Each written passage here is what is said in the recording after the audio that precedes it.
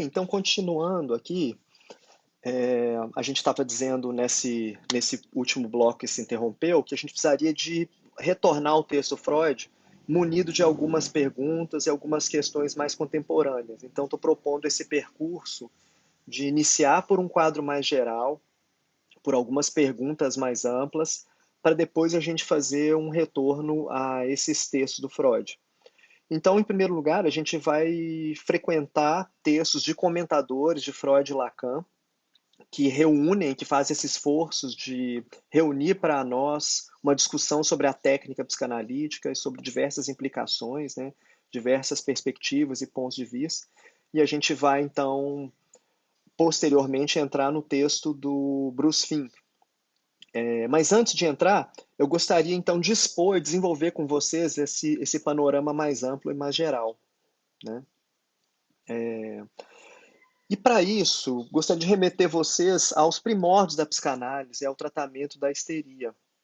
Quando a gente visita esses textos do Freud, sobretudo os casos clássicos, né, como Anna Hall, Elisabeth von Arx, são casos que evidenciam para nós aquilo que a gente vai chamar de uma função simbólica, né? E aquilo que mais tarde o Lacan também vai chamar de simbólico, a partir de uma discussão que ele toma de empréstimo da antropologia estrutural do Levi-Strauss.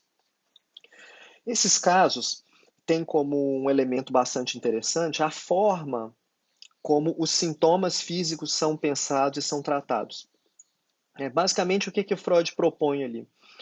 Um esquema em que o sintoma dos pacientes, das pacientes, no caso, possa ser olhado, possa ser pensado não a partir das relações desse sintoma com outros sintomas físicos, né? São sintomas físicos, fundamentalmente. A histeria de conversão, ela traz exatamente uma riqueza de sintomatologia que é percebida no próprio corpo do paciente.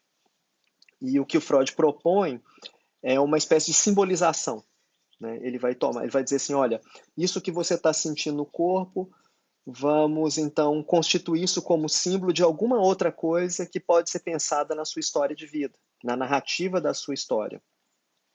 Isso é um fato fundamental, essa é a grande virada que o Freud propõe para toda a psiquiatria da época, para que a histeria possa ser pensada ainda como uma doença mental, mas fora do esquema de uma medicina orgânica, né, de uma patologia orgânica. A gente viu que o que caracteriza a histeria, né, quando a gente visita esses textos propriamente, é que a histeria ela é caracterizada justamente por uma patologia que propõe ou que coloca um problema para o esquema de classificação das doenças mentais à época do Freud, né? Todos os esquemas que a psiquiatria e a medicina orgânica possuíam para pensar a doença mental falhavam, né, diante dos sintomas apresentados pela histeria. E não é à toa que o Freud, então, na sua primeira formulação, no seu primeiro modelo de atendimento clínico, ele chegue a uma teoria que ele vai chamar de uma teoria da abreação. No que consiste essa teoria? Em dizer que os sintomas eles são uma espécie de afeto que ficou enlatado, né? Ele não teve uma exteriorização apropriada, então ele, a partir dessa impossibilidade de exteriorização, ele provocou, esse afeto causou o sintoma. Essa é uma teoria básica, então, e a proposta terapêutica seria reconstituir uma cena na qual a exteriorização desse afeto se tornasse possível, né? O Freud também pode chamar esse método, em alguns momentos, de método catártico. Ele toma, então, essa ideia de catarse da análise do Aristóteles na poética, né, do Aristóteles. É um texto que ele analisa os diversos usos da linguagem poética e a tragédia também. Ele faz, então, uma proposta de se pensar o gênero tragédia a partir de alguns elementos, né? E um dos elementos mais importantes de caracterização da tragédia é a catarse. O que é a catarse? É um momento no qual esse espetáculo teatral, que é a tragédia, fornece para a plateia a possibilidade de purgar determinados afetos, né? A partir da identificação da plateia com o drama vivido pelo personagem principal, com o protagonista, né? Há uma exteriorização de afetos e, portanto, um certo sentido de cura, né? É como se as tragédias, a arte, o teatro, para os gregos antigos, né, e nessa análise de Aristóteles, trouxessem possibilidades de cura. As pessoas se curam de afetos que não podem ser exteriorizados em outras instâncias da sua vida, né? E por isso, então, se constitui essa cena ficcional, é uma cena teatral propriamente, né, da tragédia, que permite essa identificação do público com os personagens, né, da tragédia, com o drama vivido na tragédia, e a partir disso uma exteriorização de alguns afetos. Então, notem bem que é muito importante essa possibilidade, então, de que nós, como espectadores, como seres de linguagem, possamos nos identificar com sistemas simbólicos, né, pensando aí a tragédia como um sistema simbólico, e a partir desse sistema produzir curas, né, da nossa própria condição de ser falante. Vamos avançar um pouco mais nisso para a gente compreender melhor o que a gente está chamando, então, desse aspecto simbólico, né? O que está em jogo nesse elemento catártico, propriamente. O Lacan dialogou profundamente com a obra do antropólogo Claude Lévi-Strauss. Um dos textos que são frequentemente retomados para a gente pensar essa dimensão simbólica é um texto do Lévi-Strauss chamado A Eficácia Simbólica. Nesse texto, o Claude Lévi-Strauss ele apresenta um trabalho etnográfico, né, que é feito por um outro antropólogo. Um outro antropólogo, então, ele vai a uma tribo no Panamá e ele documenta um ritual que é realizado por um xamã para facilitar o parto de uma mulher que está enfrentando problemas com o seu parto. E eu vou ler um trechinho aqui só para a gente ter uma ideia. Mas antes de ler o trechinho, só para explicar para vocês, né? O xamã vai constitui ali um ritual com vários objetos, com vários signos, manipulando fumaça, manipulando frutos, né? Como o cacau, por exemplo, e manipulando uma narrativa, né? Ele faz, através dos cantos, uma narrativa, e essa narrativa, então, permite com que a mulher que está passando por dificuldades possa se identificar com essa narrativa e possa identificar o seu sofrimento e atribuir sentido ao seu sofrimento a partir dessa narrativa fornecida pelo xamã. Eu vou ler um trechinho, então, do Lévi-Strauss aqui para a gente ter um pouco dessa dimensão do que está em jogo nesse artigo, Eficácia Simbólica.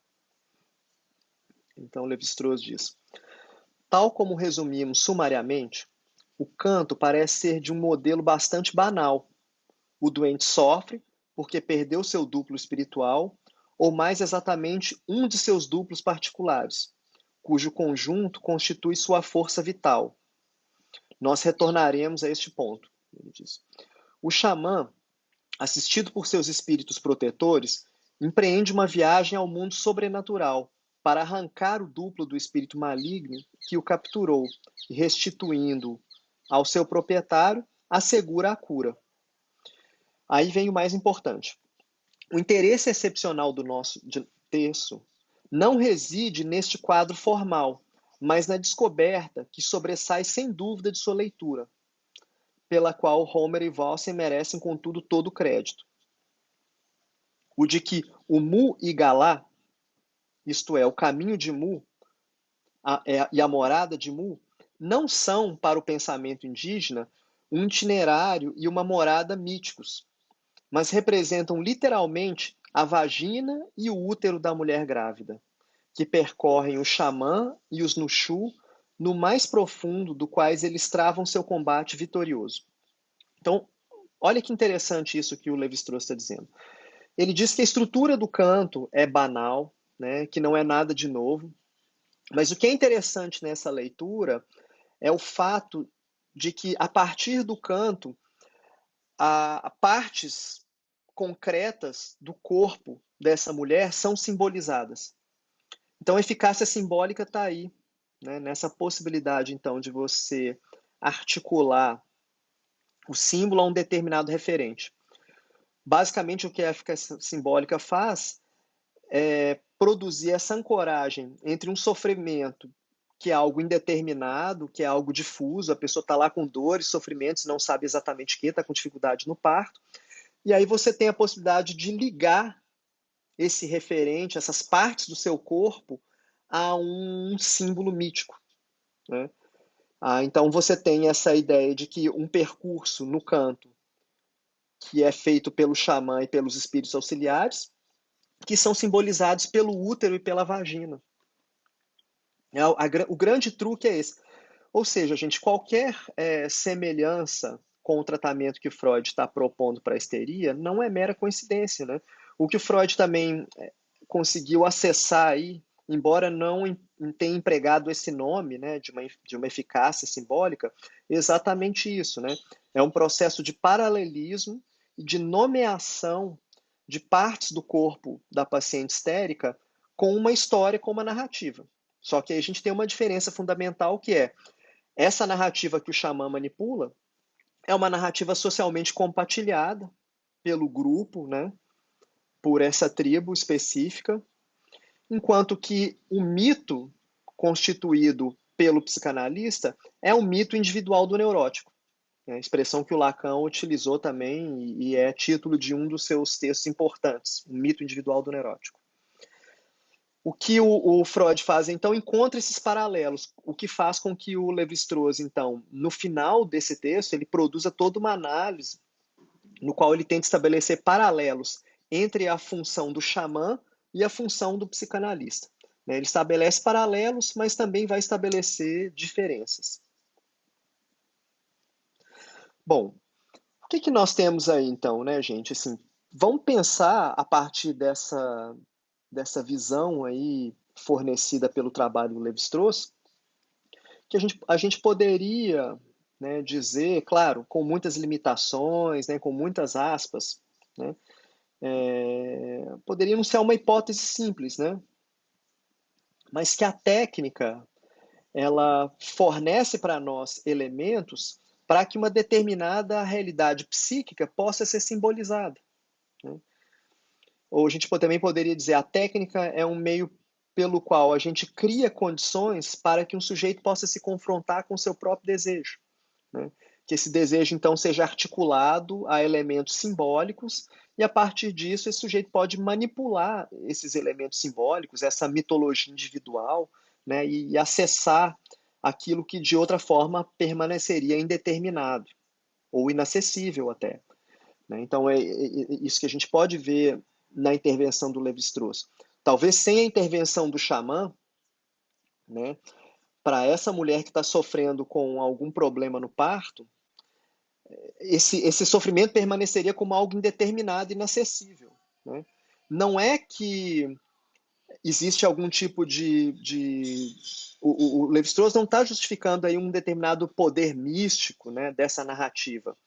Ele está chamando a atenção para algo muito empírico, muito concreto, que seria essa eficácia simbólica.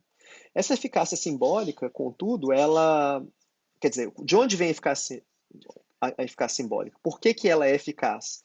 Porque essa narrativa faz sentido para o sujeito ao qual ela se dirige.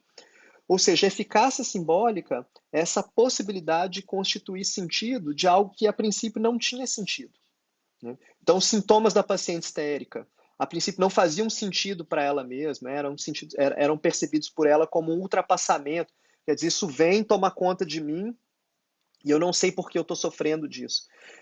E a partir, então, de alguns giros de simbolização, o Freud é capaz de fornecer um sentido mínimo, né? Um sentido mínimo que permite com que essa própria paciente prolongue ou continue esse processo de simbolização, né? Por isso que aí a Ana O chamou a psicanálise de talking cure, né? Porque não é uma atuação direta sobre o sintoma. Não é pegar a mão que a paciente histérica está sentindo paralisia e botar na água quente, botar na água fria, não é botar a paciente histérica de cabeça para baixo, não é fazer essas intervenções no real do corpo, né? Mas permitir a simbolização do corpo numa narrativa qualquer. Claro, não é uma narrativa qualquer, porque é a narrativa que é o mito individual de cada paciente. Ok, se tiver tudo claro, aí a gente pode avançar. Estamos chegando aí 15 minutos, na verdade, eu vou interromper esse vídeo para começar um próximo.